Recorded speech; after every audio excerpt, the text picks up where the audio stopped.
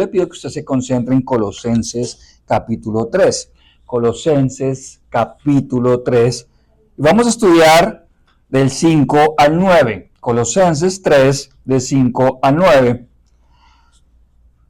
Quizás usted me ha escuchado decir que en esta iglesia tenemos predicación expositiva. ¿Qué quiere decir esto? Que estudiamos un libro completo verso por verso. Porque si creemos que esta es la palabra de Dios inspirada por Dios, cada versículo es importante. No podríamos saltarnos, no, esto me gusta más, esto me gusta menos. No podemos hacer eso. Porque si esta es la palabra de Dios, entonces tenemos que estudiarla verso por verso. Eso es predicación expositiva. Y también lo bueno de la predicación expositiva es que nos dicta los temas. No es el pastor, es la Biblia. ¿Por qué? Porque nos toca verso por verso. ¿Qué nos toca predicar para el otro domingo, Javier? Bueno, lo que sigue. Lo que sigue. Entonces, eso es lo que vamos a estudiar hoy. El domingo pasado vimos la figura del peregrino, de aquel que camina con la mirada puesta en las cosas de arriba. Pero también vimos en los domingos anteriores que Cristo es suficiente y por lo tanto estamos completos en Él. Cristo es suficiente y estamos completos en Él.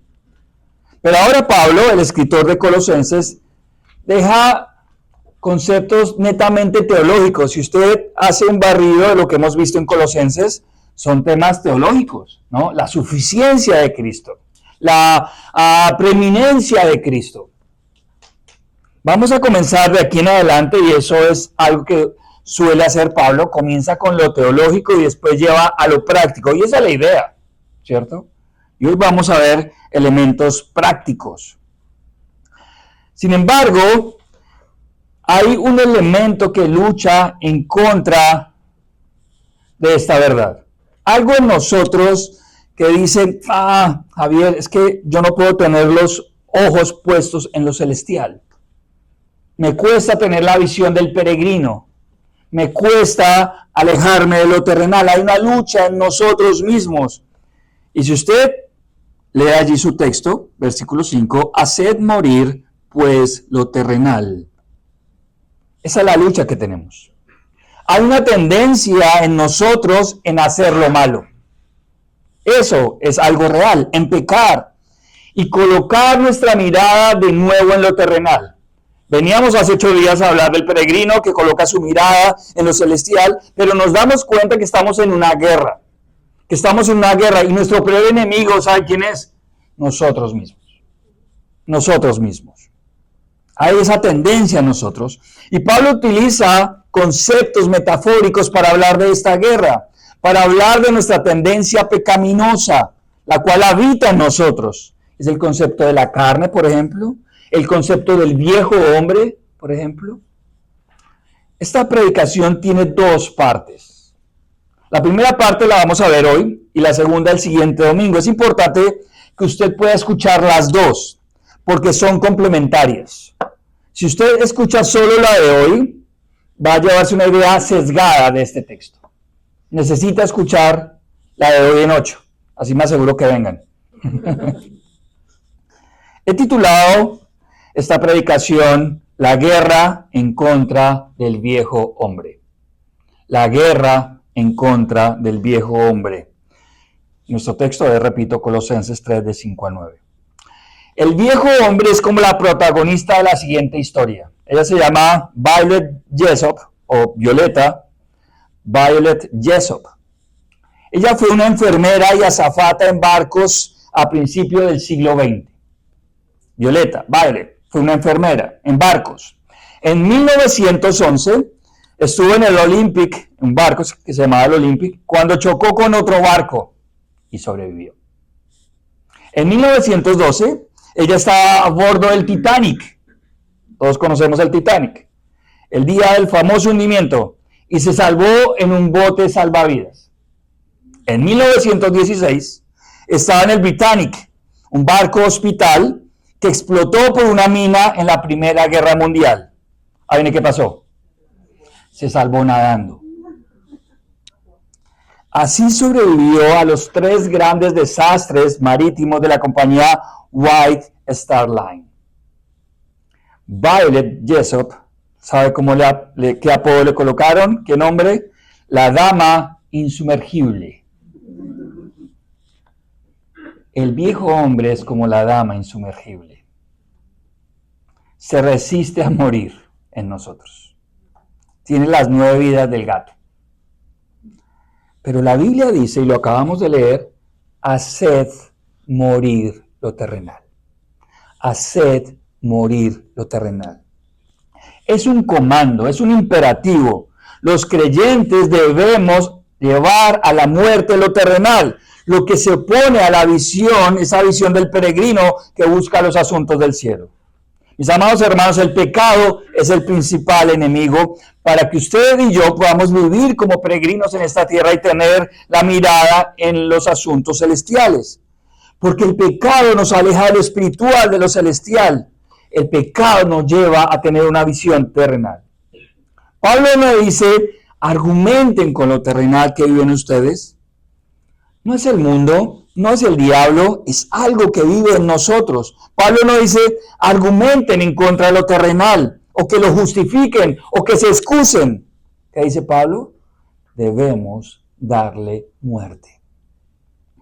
La Biblia es clara que cuando llegamos a Cristo le recibimos como Señor y Salvador y somos revestidos de un nuevo hombre. Pablo dice en 2 Corintios 5:17, si alguien está tomando notas, 2 Corintios 5:17, mire lo que dice. De modo que si alguno está en Cristo, nueva criatura es. Las cosas viejas pasaron, he aquí todas son hechas nuevas.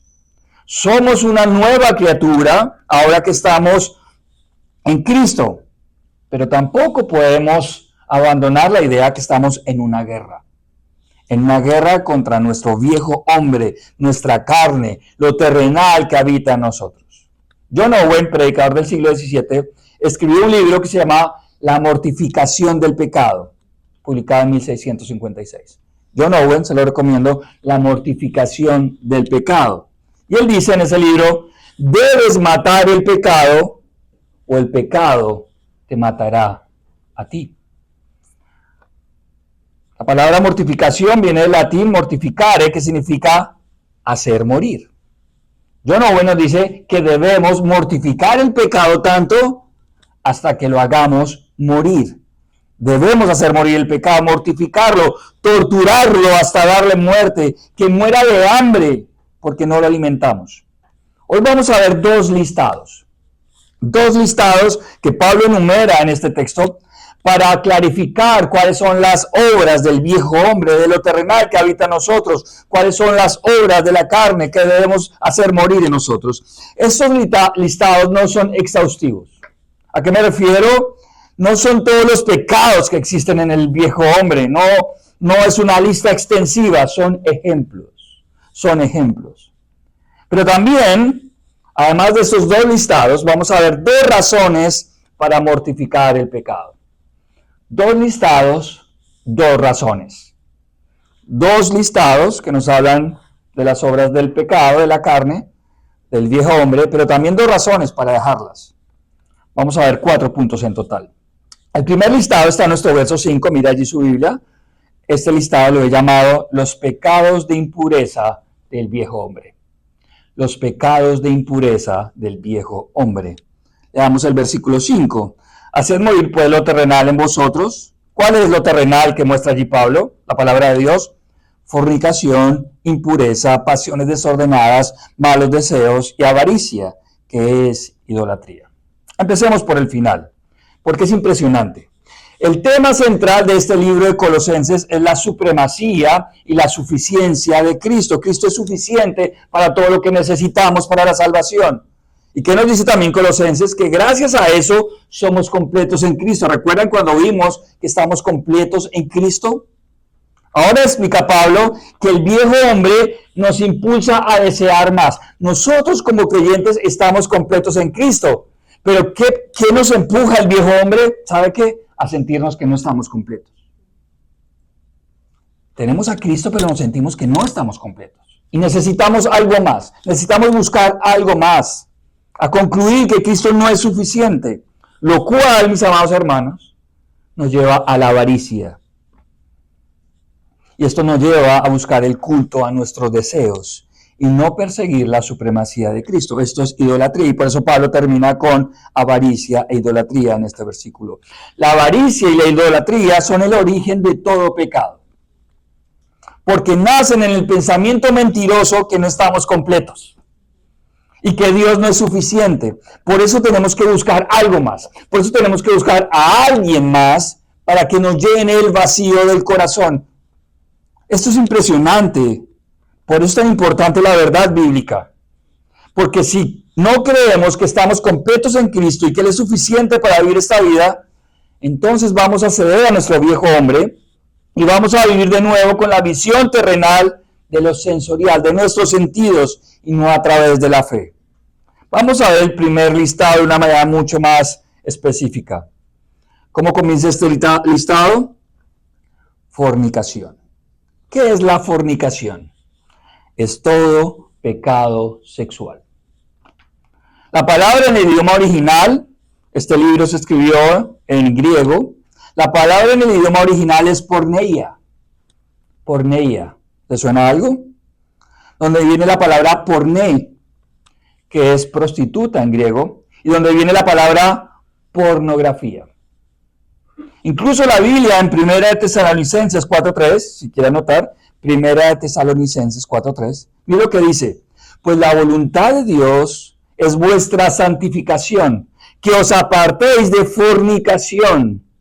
Mira lo que dice el versículo 4, que cada uno de vosotros sepa tener su propia esposa en santidad y honor.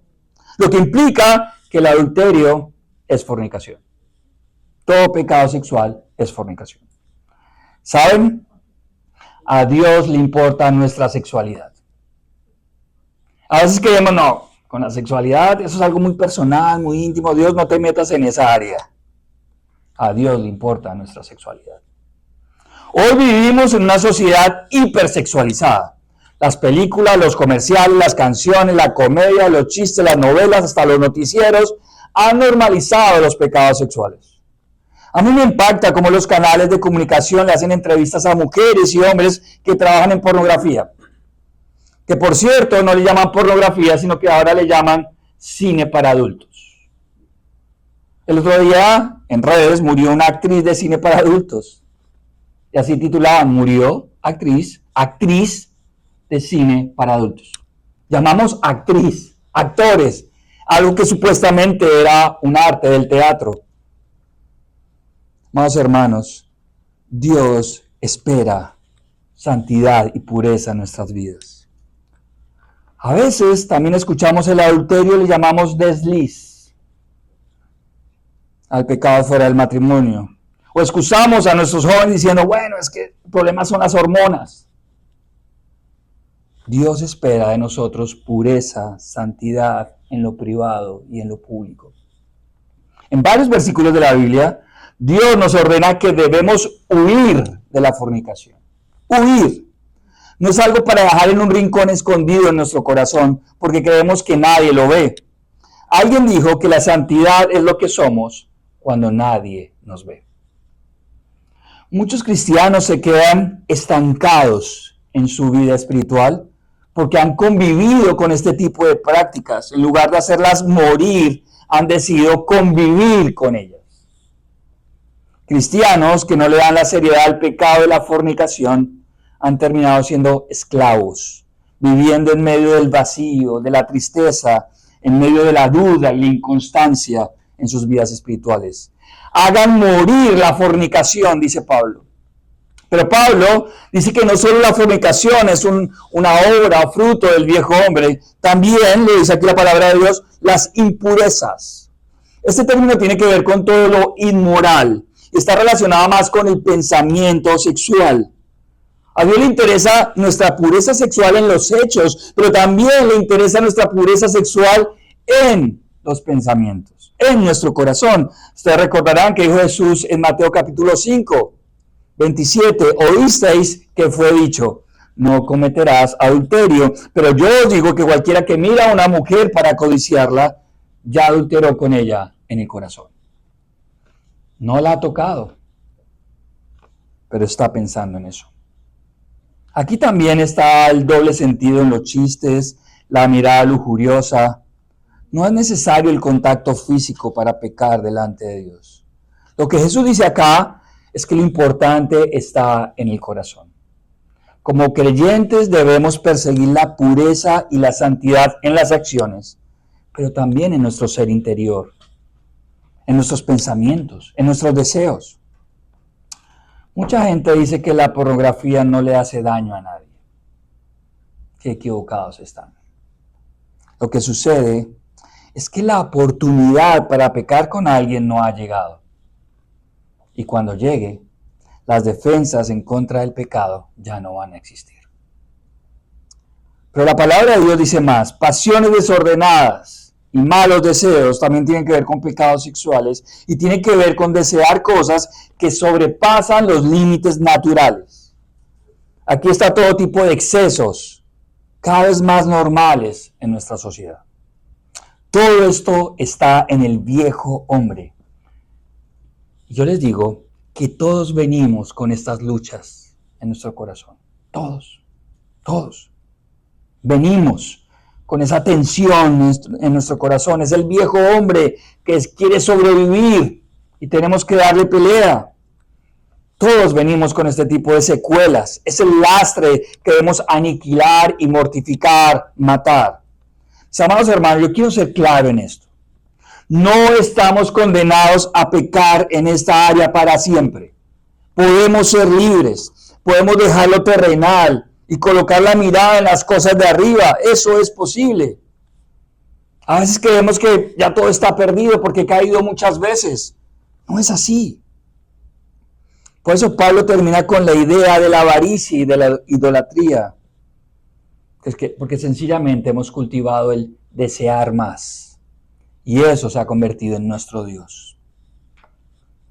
El segundo listado lo he llamado los pecados de carácter del viejo hombre. Los pecados de carácter del viejo hombre. O por utilizar el título de un libro que me gusta mucho, hay un libro que se llama Los pecados respetables. Los pecados respetables del viejo hombre, diría yo, añadiría. Aquí utilizo, es un título sarcástico. Ese es el título, Pecados Respetables, escrito por Jerry Bridges. ¿Por qué? Porque son pecados que aceptamos en nuestra vida, porque creemos que son parte de nuestra personalidad. Pero la Biblia es clara que hacen parte del viejo hombre que debemos destruir, aniquilar. Y leamos el verso 8. Miren lo que dice el verso 8. Mira allí su Biblia, por favor. Pero ahora, dejad también vosotros todas estas cosas: ira, enojo, malicia, blasfemia, palabras deshonestas de vuestra boca. No mintáis los unos a los otros.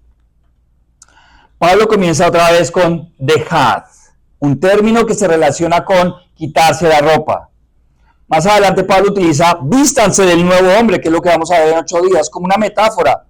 Pero por ahora Pablo dice, quítense del viejo hombre, como si fuera una prenda de vestir. Quítenselo, déjenlo, como si fuera un vestido. ¿Y qué nos debemos quitar de encima? Aquí hay 2 subgrupos en este listado. Los primeros, ira, enojo y malicia. Tienen que ver con la intención de hacer daño a los demás. Generalmente este tipo de pecados buscan la justicia propia y la venganza. Pero hay otro, que ya lo vamos a ver más adelante. La diferencia de la ira con el enojo posiblemente radica en que la ira es una actitud constante. Es cuando usted dice, esta persona como que está de mal genio todo el tiempo. Y el enojo es una explosión puntual. Explosión puntual, pero las dos son pecado. El segundo subgrupo es blasfemia, palabras deshonestas y mentira, y tiene que ver con la manera de hablar que le hace daño a los demás. Esta blasfemia tiene que ver con calumnia, según este contexto. Las palabras deshonestas en este contexto son las palabras que usamos con el único objetivo de ofender. Esas son las palabras deshonestas. El objetivo de las palabras deshonestas en este contexto es ofender. Y la mentira, pues bueno, todos sabemos que es una mentira. Todo esto es parte del viejo hombre. Y la Biblia, mis amados hermanos, nos exhorta a dejarlo, a hacerlo morir, sin excusas, sin autojustificaciones. Tanto los pecados sexuales como los pecados de carácter deben ser abandonados al punto de que mueran. Estos dos listados nos ejemplifican cómo es y cómo actúa el viejo hombre. Ahora miremos las dos razones, según este contexto, que nos deberían hacer reflexionar para hacer morir las obras del viejo hombre. Entonces, el tercer punto de nuestra predicación está en el verso 6. Lo he titulado: Las obras pecaminosas del viejo hombre provocan la ira de Dios. Las obras pecaminosas del viejo hombre provocan la ira de Dios. Este tema no es muy popular en días como hoy. Hablar de la ira de Dios, a Javier no me gusta mucho eso. Nos gusta más un Dios que solo amor, solo ternura, solo gracia. Pero ese no es el Dios de la Biblia. Yo no puedo escoger los atributos de Dios, los que más me gusten, y convertirlo en un Dios hecho a mi manera, a mi imagen, más como un peluche, como un Papá Noel, que no tiene carácter. La ira de Dios es bíblica. Y tengo que hablar de la ira de Dios porque está en el texto que estamos estudiando. La ira de Dios es bíblica. Es importante decir que la ira de Dios no es una reacción donde Dios pierde el control y se puso de mal genio. No. La ira de Dios es una decisión justa por parte de Dios de no utilizar su gracia y su misericordia. Es una ira santa y justa. La Biblia es clara que el pecado produce la ira de Dios. De hecho, la condenación eterna, el infierno, es la expresión eterna de la ira de Dios. También la cruz es una expresión de la ira de Dios. Cristo soportó la ira de Dios en la cruz por nuestro pecado. Es importante aclarar algo aquí. La ira de Dios está reservada para aquellos, como dice el verso 6, son hijos de desobediencia. Hombres y mujeres que han decidido llevar una vida que practica el pecado, una vida sin arrepentimiento, una vida sin Cristo y sin salvación en su corazón. Eso es una buena noticia para el creyente, una mala noticia para el que no lo es. Pero para el creyente, el Hijo de Dios, el que ha rendido su vida a Cristo, el creyente no va a experimentar la ira de Dios. No la va a experimentar. Pero Dios siempre va a reaccionar frente al pecado de sus hijos. Ya sea los hijos de desobediencia o hacia sus hijos. Dios siempre va a reaccionar. Entonces, ¿cómo reacciona Dios frente al pecado de sus hijos? Como cualquier padre lo haría, con disciplina. Y la disciplina de Dios duele. ¿Saben? Yo he estado en la disciplina de Dios y duele. Si Javier, muéstreme Hebreos 12:5. Si usted quiere buscar este texto, vamos a leer varios versículos de ahí, sería bueno que me acompañe. Hebreos, casi al final de la Biblia, Hebreos, Nuevo Testamento, para aquellos que piensan que el Dios del Antiguo es diferente al Nuevo, no, estamos hablando del Nuevo Testamento. Mira lo que dice Hebreos 12:5, y vamos a leer varios versículos. Sigue allí conmigo la lectura, es importante. Hebreos 12:5, mira lo que dice.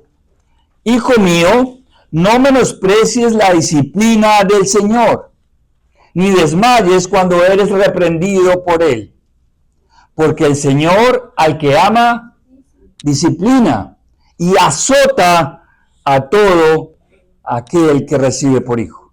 Versículo 7. Si soportáis la disciplina, Dios os trata como a hijos.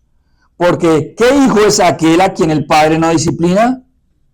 Pero si se os deja sin disciplina, de la cual todos han sido participantes, entonces sois bastardos y no hijos. Por otra parte, tuvimos a nuestros padres terrenales que nos disciplinaban y los venerábamos. ¿Por qué no obedeceremos mucho mejor al Padre de los Espíritus y viviremos? Y aquellos ciertamente, nuestros padres, por pocos días nos disciplinaban como a ellos les parecía. Pero o sea Dios, para lo que nos es provechoso, para que participemos de su santidad. Es verdad que ninguna disciplina al presente parece ser causa de gozo, sino de tristeza. Es disciplina. Pero después, mire lo que pasa. Da fruto apacible de justicia a los que en ella han sido ejercitados. La disciplina es una doctrina bíblica. Decir que Dios no disciplina a sus hijos no es bíblico. El objetivo de la disciplina de Dios es la santidad en sus hijos. Y lo que dice aquí también, un fruto apacible de justicia. Y también dice el texto que es amor. ¿Qué es un fruto apacible de justicia? Es la paz que sentimos cuando dejamos de pecar y experimentamos el gozo de la obediencia delante de Dios. Mis amados hermanos, Dios siempre va a reaccionar ante el pecado, ya sea con ira o con disciplina. Esta es la primera razón, y creo que es una muy buena razón, para hacer morir las obras de lo terrenal, del viejo hombre que es la carne. Yo lo animo a que realmente tome esto en consideración. La segunda razón está en el verso 7. Verso 7. Leamos el verso 7.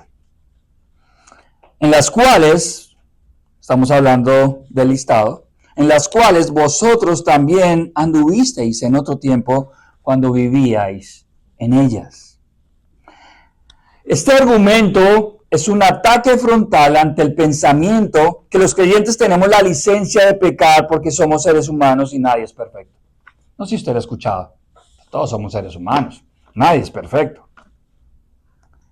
¿Qué podemos decir? Que podemos pecar porque es que, Javier, usted sabe, la carne es débil. ¿Usted se imagina que de tanto en tanto las parejas cristianas cayeran en infidelidad? ¿En adulterio? Digo, la misma pareja. ¿Usted cree que una pareja cristiana podría sobrevivir al adulterio constante? Yo creo que no. Cuando llegamos a Cristo, el Espíritu Santo que habita en nosotros comienza a transformarnos. Si no cambiamos, entonces, ¿cuál es el poder de Dios que está en nuestras vidas? Mis amados hermanos, el arrepentimiento no es tan solo una oración. El verdadero arrepentimiento es dejar el pecado, darle la espalda al pecado. El apóstol Juan dice que el que practica el pecado no es de Dios. Definitivamente esto es una manera antigua de vivir. Este tipo de pecados deberían ser parte del pasado, nos dice el versículo. Pablo dice que andábamos en este tipo de cosas, de pecados. Andar significa una práctica constante, un estilo de vida. Ese era nuestro estilo de vida antes de conocer a Cristo, pero ahora tenemos otro estilo de vida. Lamentablemente muchas veces nos hemos conformado en vivir en derrota, porque hemos empezado la guerra pensando que vamos a perder sin haber peleado. Es como ir a un partido de fútbol y pensar que somos tan malos que vamos a perder. Bueno, hay equipos malos, ¿no? Pero no podemos entrar al partido pensando que vamos a perder. Hay que luchar. Nos conformamos con nuestro pecado porque creemos que ese es nuestro destino. Y no.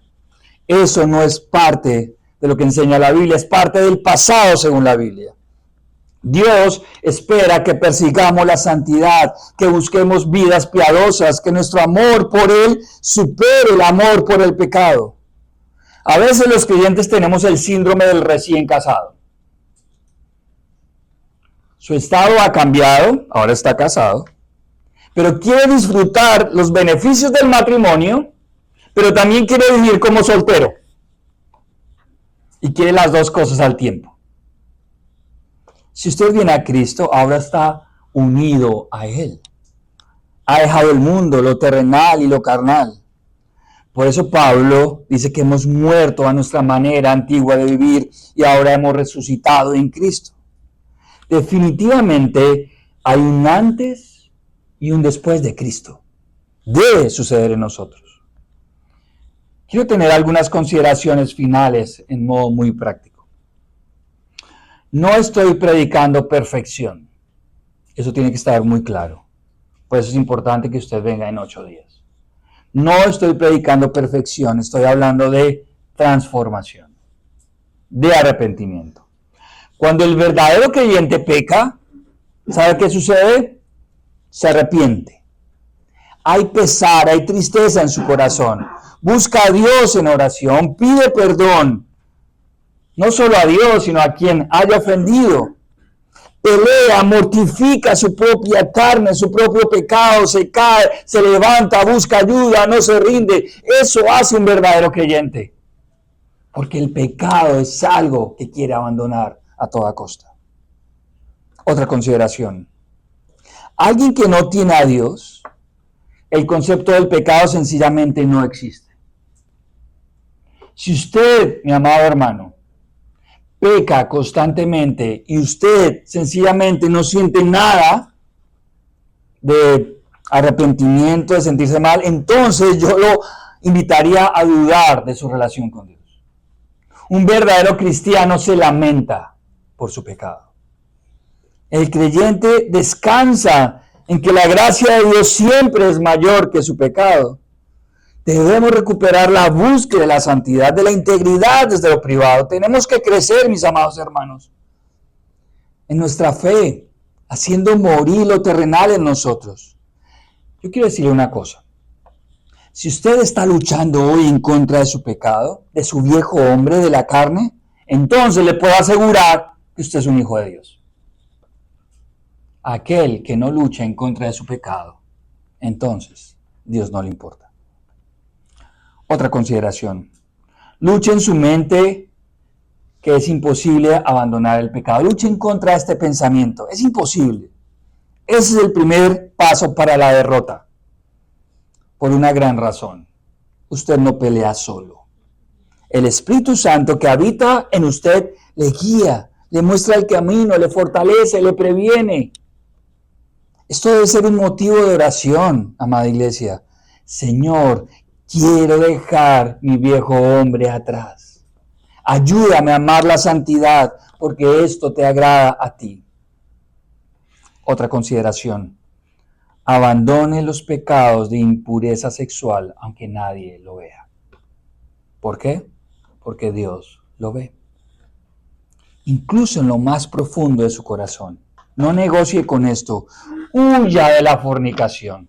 Pida ayuda, no descuide sus disciplinas espirituales. Busque las cosas de arriba. El pecado solo trae dolor y destrucción. Un momento de placer puede traer años de dolor. Pero también abandone los pecados de carácter. Deje la ira, el enojo, las ofensas verbales, incluso el sarcasmo que ofende disfrazado de humor. Yo he tenido que pedirle perdón al Señor por este tipo de cosas, porque muchas veces he utilizado el sarcasmo en medio del humor, sobre todo con mi familia, he tenido que pedirles perdón. Los creyentes debemos ser reconocidos como personas con gracia, con amor, con paciencia, con respuestas amables, incluso frente al carácter difícil de los demás. Les aseguro que si podemos dejar este tipo de cosas, podremos realmente crecer en la fe. Muchas veces tenemos como una especie de categorización. Y voy a poner un ejemplo. Quizás le decimos a nuestros hijos, y estoy poniendo solo un ejemplo, abandonen el pecado de la pornografía. Hay que dejarlo de una vez por todas. Y no estoy diciendo que solo sean los jóvenes. Estoy colocando un ejemplo. Pero al mismo tiempo nos mantenemos en nuestros pecados de carácter. Le pido a mi hijo que abandone la pornografía, pero yo sigo siendo una persona iracunda. No, los dos tenemos que abandonar. Le aseguro que si podemos dejar el pecado de la pornografía, que nos molesta tanto, podemos dejar el pecado de la ira. Otra consideración muy práctica, esposos. Los esposos que están acá, yo los animo a tratar suavemente a sus esposas. No sean rudos con ellas, ni en su acción, ni en su manera verbal. Padres, traten con paciencia a sus hijos. Hijos, traten a sus padres con respeto y amor. Lamentablemente, cada día hoy es más popular que los hijos le suban la voz a los padres, los irrespeten. No más gritos en nuestras familias, no más palabras ofensivas en nuestras casas, no más rudeza en nuestros hogares. Hagan un compromiso hoy delante del Señor, que el amor y la gracia sean el único camino para resolver nuestros conflictos. No justifique, otra consideración, con esto termino. No justifique su pecado con el orgullo, el cual le dice que usted no ha pecado, que yo no tengo nada de esto, que su manera de ser no necesita arrepentimiento, es que yo soy así, es que mi personalidad es así. Y eso es orgullo. Pero tampoco justifique su pecado desde la autocompasión o la victimización, la cual le dice que usted ya ha sufrido mucho en la vida y por lo tanto culpa a los demás, lo cual es un obstáculo para su arrepentimiento, porque la culpa siempre está en el otro. Es que yo me airo y hacemos lo mismo que Adán y Eva en el comienzo. ¿Por qué pequé? Señor, por la mujer que me diste. Miles de años después decimos lo mismo. ¿Y por qué me airo? Es que mis hijos son terribles. Es que mi esposa no escucha. Es que mi esposo es así. Los dos elementos son un obstáculo para el verdadero arrepentimiento, el orgullo y la autocompasión. Hagan hoy y hagamos hoy un compromiso con Dios, ya sea en su área sexual o en su carácter. Si necesita ayuda para dejar estas cosas, busque a su pastor, a un líder maduro de la iglesia y mortifique su pecado desde todas las estrategias posibles. El pecado es su enemigo, trátelo como tal. Hoy es un buen día para pedirle perdón al Señor y pedirle que nos transforme. Basta ya de argumentos que justifican nuestro propio pecado. Basta ya de culpar a los demás. Basta de culpar a nuestros padres o nuestra infancia difícil. El viejo hombre vive en nosotros. Eso es lo que la Biblia enseña. Y es nuestra responsabilidad presentarle guerra para que sus obras desaparezcan. Estamos completos en Cristo. Y no necesitamos del pecado para vivir una vida plena.